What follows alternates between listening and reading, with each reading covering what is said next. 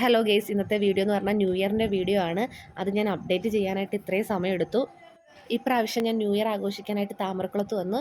താമരക്കുളത്താണെങ്കിൽ എല്ലാവരും ഉണ്ടായിരുന്നു. ചേച്ചിയും ചേട്ടനും നാത്തൂനും അമ്മയും വല്യമ്മച്ചിമാരും എല്ലാവരും കൂടി ഞങ്ങൾ കുറേ പടക്കമൊക്കെ വാങ്ങിച്ചിട്ട് രാത്രി പടക്കം പൊട്ടിയിലായിരുന്നു.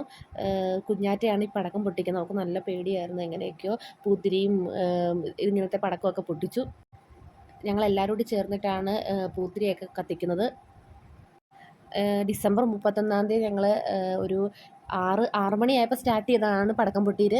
അവിടെ ഇപ്പുറത്തൊന്നും ആരും ഇല്ലായിരുന്നു പടക്കമൊന്നും പൊട്ടിക്കാൻ. നമ്മുടെ വീട്ടിൽ മാത്രമേ ഉള്ളൂ. അതിന് അപ്പുറത്തെ വീട്ടിൽ മാമൻ വന്നിട്ട് ചെറിയ രീതിയിൽ വഴക്കൊക്കെ ഉണ്ടാക്കി. എങ്ങും പടക്കമൊന്നും പൊട്ടിക്കുന്നില്ല, നിങ്ങളുടെ വീട്ടിലേ ഉള്ളൂ ശബ്ദം എന്നൊക്കെ പറഞ്ഞിട്ട്. പക്ഷെ അതൊക്കെ നമ്മൾ പറഞ്ഞ് ഡീൽ ചെയ്ത്. എല്ലാവരും കൂടി ആകുമ്പോൾ ഒരു രസമല്ലോ ഇങ്ങനെയൊക്കെ ആഘോഷങ്ങളൊക്കെ.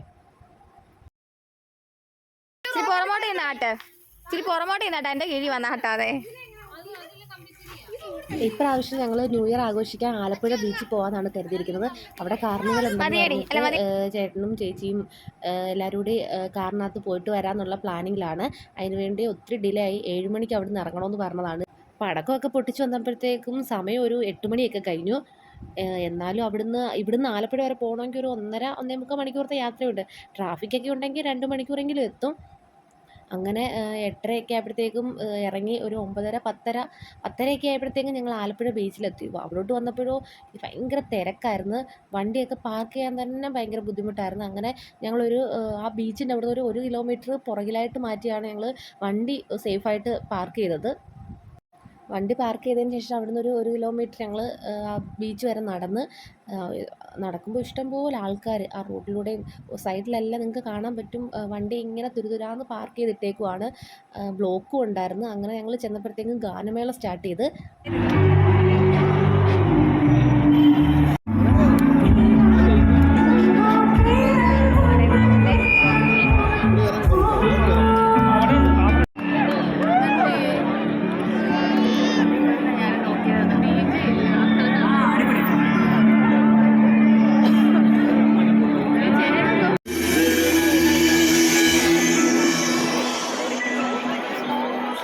Tamil songs ഇഷ്ടമുള്ള എത്രപേരുണ്ട്? How many of you love Tamil Dapangu?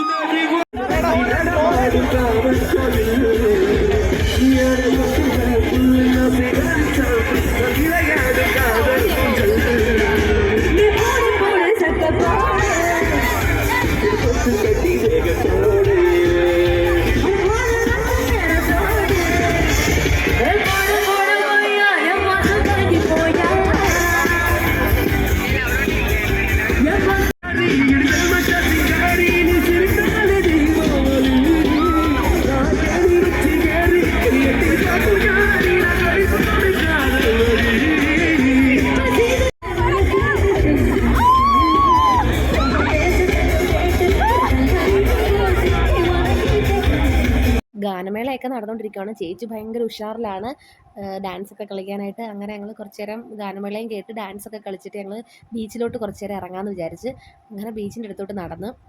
അവിടെ ചെന്നപ്പോൾ എല്ലാവരും നിലത്തൊക്കെ ഇരുന്ന് എൻജോയ് ചെയ്യുമായിരുന്നു. ശരിക്കും ആൾക്കാർ കാല് കുത്താൻ തന്നെ സ്ഥലമില്ലാത്ത രീതിയിലായിരുന്നു അവിടെ തിരക്കുണ്ടായിരുന്നു. പിന്നെ ബീച്ചിൻ്റെ അടുത്തോട്ട് അത്രയധികം ആൾക്കാർ ചെന്നില്ല. എല്ലാവരും ഗാനമേള നടക്കുന്ന സ്ഥലത്തായിരുന്നു. അങ്ങനെ കുറച്ച് നേരം ബീച്ചിലൊക്കെ നിന്ന് കളിച്ചു. അതിനുശേഷം ഞങ്ങൾ വീണ്ടും ഗാനമേള നടക്കുന്നിടത്തോട്ട് പോയി. അവിടെ ചെന്ന് കുറച്ചുകൂടിയൊക്കെ ഡാൻസൊക്കെ കളിക്കാമെന്നുള്ള രീതിയിൽ നിന്ന്. സമയം ഏകദേശം 11:45 കഴിഞ്ഞു. അവിടെ ആണെങ്കിൽ ബലൂൺസൊക്കെ മുകളിലേക്ക് വിടുന്നുണ്ടെങ്കിൽ 2 ബലൂൺസൊക്കെ വാങ്ങിച്ച് മുകളിലേക്ക് വിടാനായിട്ട് ഇങ്ങനെ വെയിറ്റിങ്ങിലാണ്. ഡാൻസൊക്കെ ചേച്ചിയാണെങ്കിൽ നല്ല രീതിയിൽ ഡാൻസ് കളിക്കുന്നുണ്ട്. ഞാനത് കണ്ട് ചിരിച്ചിരിച്ച് ചത്തയത് ഡാൻസ് കണ്ടിട്ട്. അങ്ങനെ സമയം ഇങ്ങനെ കൗണ്ട് ഡൗൺ സ്റ്റാർട്ട് ചെയ്യുവാണ്. അവിടെ പറയുന്നുണ്ട് 9, 8 അങ്ങനെയൊക്കെ സമയം പറയുന്നുണ്ട്.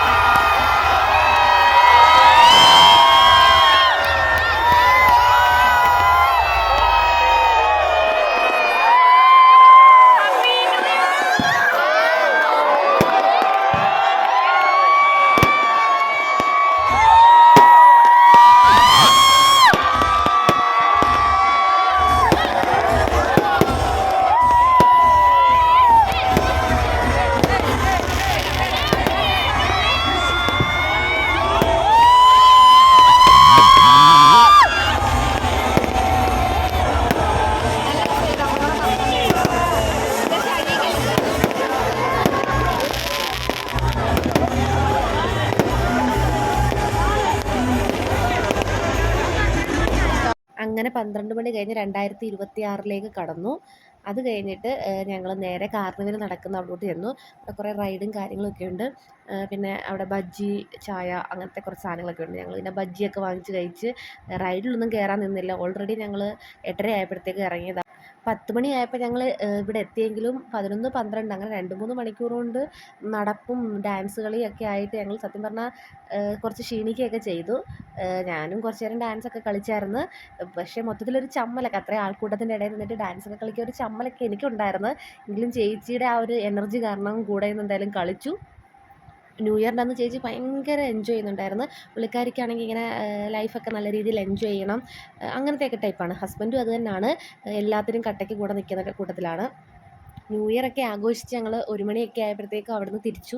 അങ്ങനെ തിരിച്ചു വന്നപ്പോൾ അത്യാവശ്യം ബ്ലോക്കൊക്കെ ഉണ്ടായിരുന്നു. അവിടുന്ന് വണ്ടി എടുക്കാനൊക്കെ ഭയങ്കര ബുദ്ധിമുട്ടായിരുന്നു.